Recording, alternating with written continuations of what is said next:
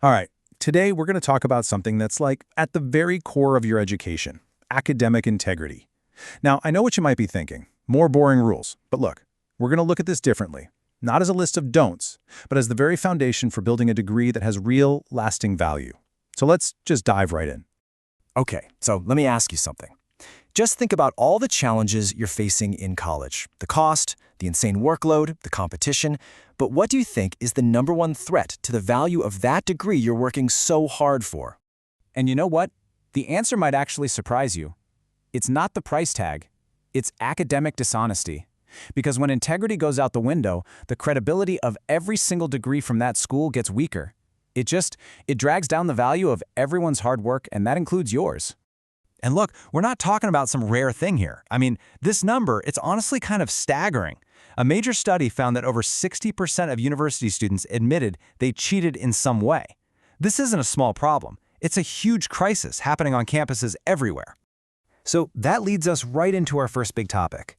We're going to unpack why integrity isn't just about trying not to get caught.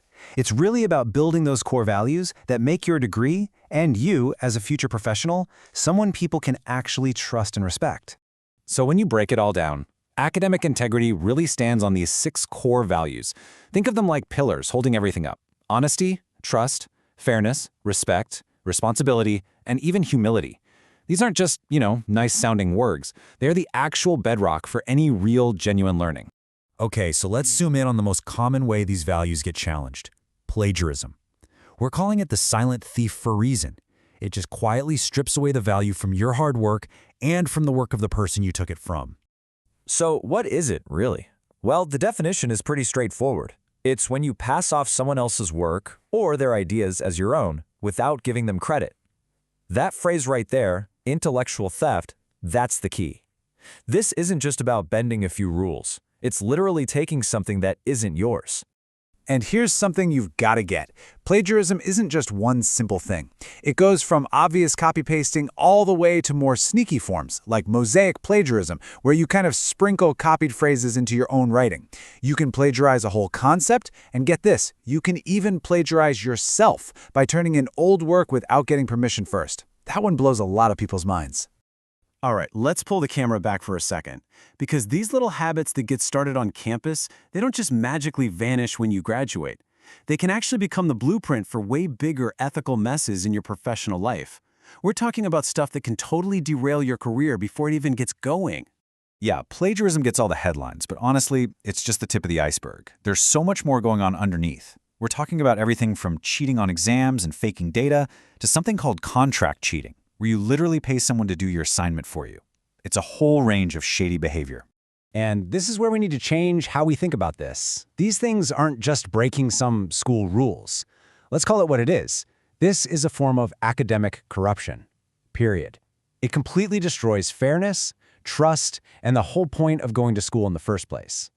Okay, so if the stakes are this high, why on earth are so many students, even the really good ones, making these bad calls? I think it's really important to look at this with a bit of empathy and try to understand the very real pressures that are in the mix. I mean, let's be real for a second. The pressure is insane. The push to get top grades, assignments piling up, deadlines that seem impossible. It's a perfect storm. Then you pile on low confidence, the fact that you can find anything online in 2 seconds, and even that dreaded imposter syndrome, that feeling that you don't really belong. All of that can push even the most well-meaning student to make a really bad choice. Okay, so we've laid out the problem, we've talked about the pressures, now let's get to the most important part. What do we do about it? Think of this as your personal toolkit to get through it all with your honesty totally intact.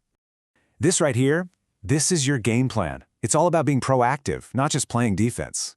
So yeah, it means getting good at things like citing your sources correctly and paraphrasing the right way. And hey, use those detection tools as a final check for yourself before you hit submit. But honestly, the most powerful moves are usually the simplest ones.